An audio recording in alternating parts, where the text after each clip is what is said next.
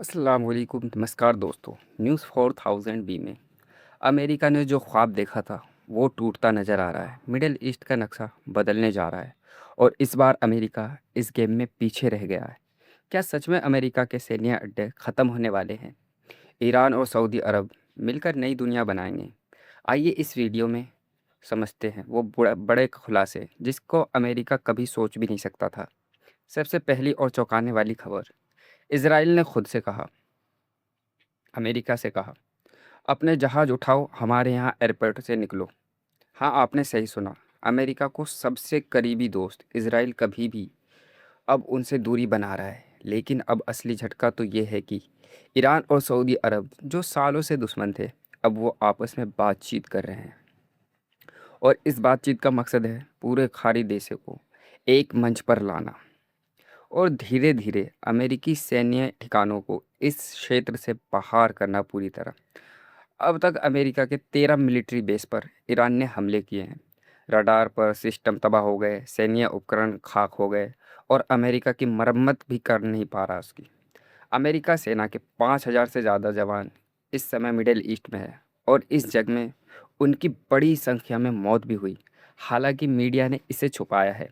अब गल्फ देशों ने खुलकर कहना शुरू कर दिया है, अमेरिका अब हमारी सुरक्षा की गारंटी नहीं दे सकता।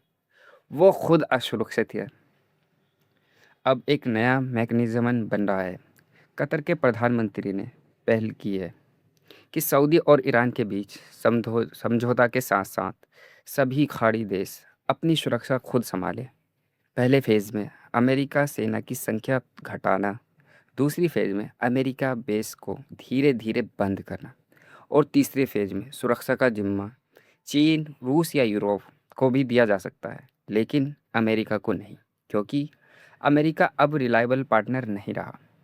दुनिया भर में अमेरिका के 800 सैन्य ठिकाने हैं, यूरोप से लेकर एशिया तक। लेकिन अब यूरोप ने भी ईरान के खिलाफ अपने बेस इस्तेमाल करने पर रोक लगा दी है, क्योंकि उन्हें भी डर था, ईरान उन पर भी हमला कर सकता है। और अब मिडल ईस्ट के देश भी कह रहे हैं, ये बेस हमारे लिए सुरक्षा नहीं, अब तो खतरा बन चुके हैं।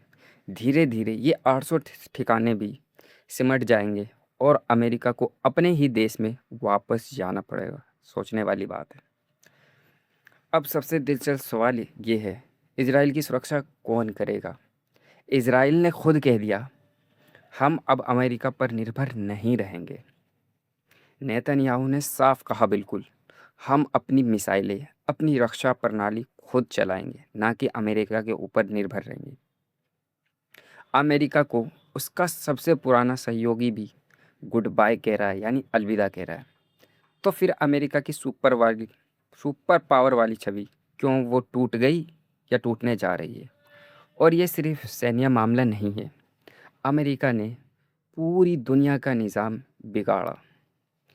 तेल की कीमतें, क्रिप्टो मार्केट, स्टॉक मार्केट सब तबाह बिल्कुल। अब जब ये मिडल ईस्ट से निकलेंगे तो निवेश भी निकल जाएगा और ये सोचने वाली बात है। अगर चीन और रूस इस खाली जगह को भरने के लिए तैयार हैं तो सोचिए क्या होगा।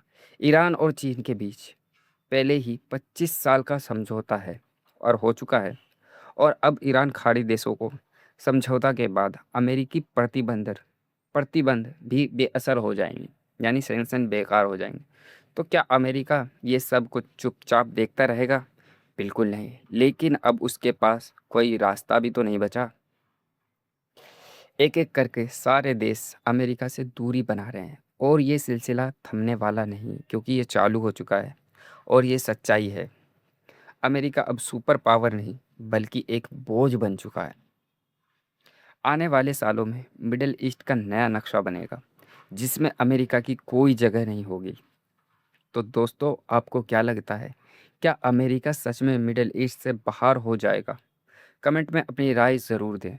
चलिए मिलते हैं आपसे नेक्स्ट वीडियो में।